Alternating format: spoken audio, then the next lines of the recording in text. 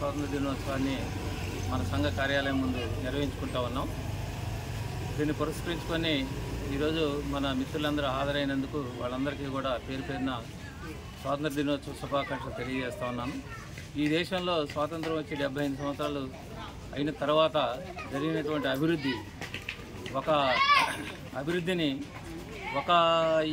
ఈ మధ్య ఈ 10 ఏళ్ల కాలంలో పరిపాలించేటటువంటి పార్టీయే తానే చేసినట్టుగా మాట్లాడుకున్నటువంటి పరిస్థితులు మనం చూస్తూ ఉన్నాం. ఈ అభివృద్ధి అనేది ఈ 10 సంవత్సరాల్లోనే జరిగింది కాదు.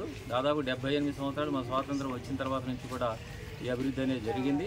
ఈ స్వాతంత్ర ఫలాలని భవిష్యత్తులో మనం రక్షించుకోవాల్సినటువంటి అవసరం ఉంది. అదే సందర్భంలో మన పరిపాలనకి అనుగుణంగా ఒక రాజ్యాంగాన్ని తయారు చేసుకున్నాం కాబట్టి ఆ రాజ్యాంగ స్ఫూర్తితోటి వాళ్ళ పరిపాలన సాగాలని చెప్పేసి మనం కోరుకుంటా ఉన్నాం.